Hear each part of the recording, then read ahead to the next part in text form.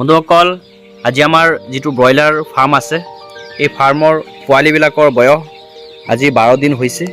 তো এই 12 দিন বয়সত মুৰ্গীবিলাকৰ কিমান ওজন হৈছে, কেই বেগ দানা খাইছে, কিমান টকা খৰচ হ'লে, এই বিষয়ে 2-4 কথা আপোনালোকৰ লগত আলোচনা কৰিবলৈ চেষ্টা কৰিম। লগতে বন্ধুসকল এই 12 দিন বয়সত কিবা বেমাৰ দেখা দিছে নেকি এই বিষয়েও 2-4 কথা আলোচনা কৰিবলৈ চেষ্টা কৰিম। তো যদি আপুনি এই বিষয়ে বিতংভাৱে জানিব খোজে তেনেহ'লে মোৰ যিটো ভিডিঅ' এই ভিডিঅ' প্ৰথম অৱস্থাৰ পৰা শেষলৈ আপুনি চাই থাকক।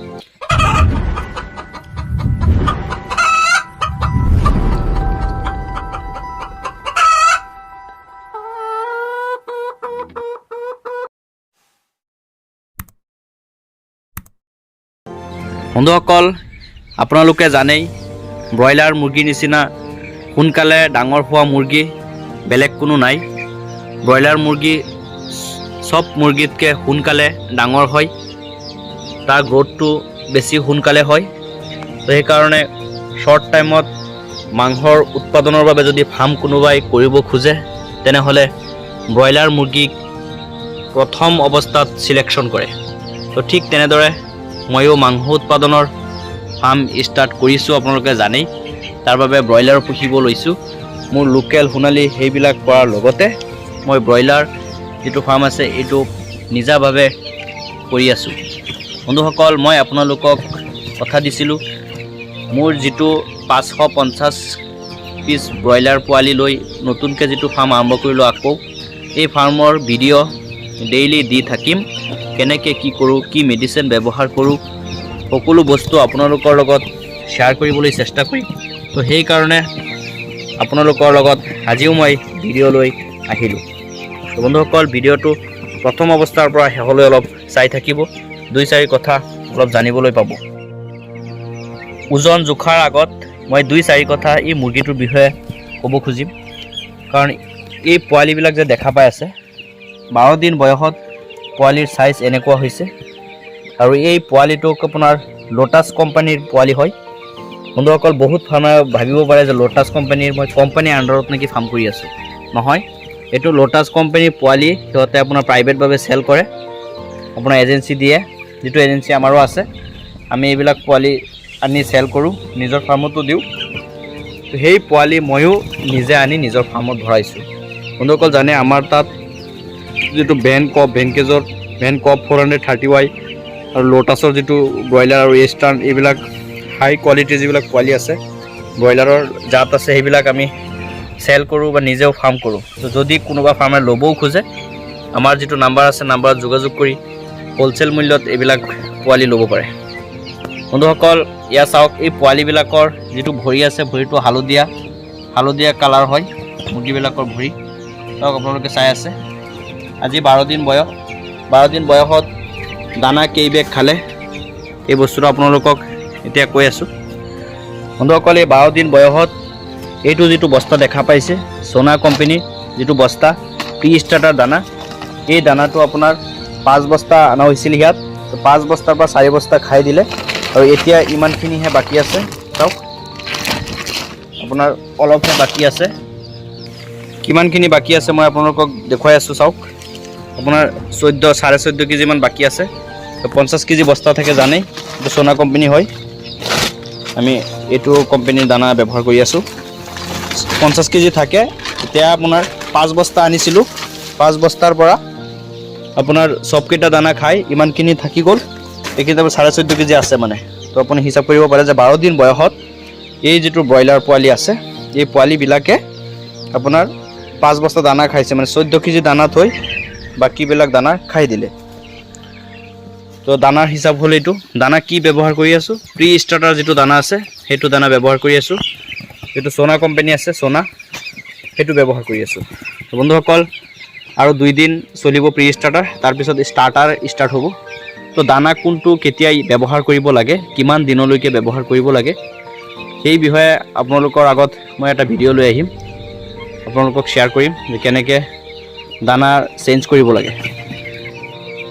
বন্ধুসকল এতিয়া কথা হ'ল পানী কিমান খায়।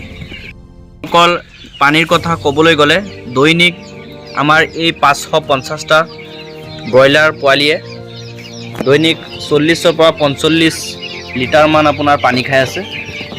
এইটো চাওক, দৈনিক 40ৰ পৰা 45 লিটাৰ পানী খাই আছে। পানীৰ লগত আপোনাৰ মেডিচিনৰ কথা ক'বলৈ গ'লে আমি বৰ্তমান বেলেগ মেডিচিন ব্যৱহাৰ কৰা নাই। আমি বৰ্তমান সিহঁতক মেডিচিন ব্যৱহাৰ কৰি আছোঁ, যিটো বিমাৰেল আৰু অষ্টবেট আছে মিক্সাৰ, সেই মিক্সাৰটো ব্যৱহাৰ কৰি আছোঁ।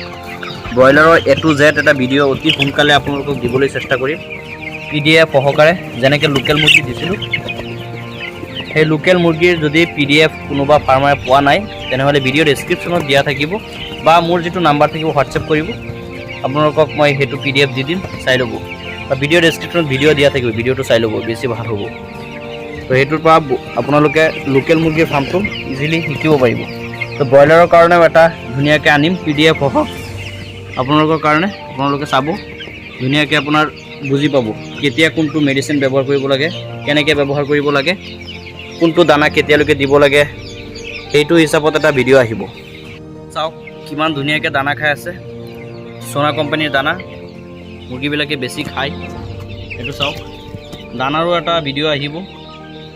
বহুত ফাৰ্মাৰে আপোনাৰ দানাত যে কি ভুল কৰি আছে, বহুত ফাৰ্মাৰে বুজি পোৱা নাই। পষ্টিং আপোনাৰ বহুত আহি আছে, বহুত ফাৰ্মাৰে এইটো মিলাব পৰা নাই। তো তাৰ বিষয়ে একজেক্ট এটা কেলকুলেশ্যন লৈ আহিম, আপোনালোকে অলপ সময় দিব, মই লাহে লাহে লৈ আনিম।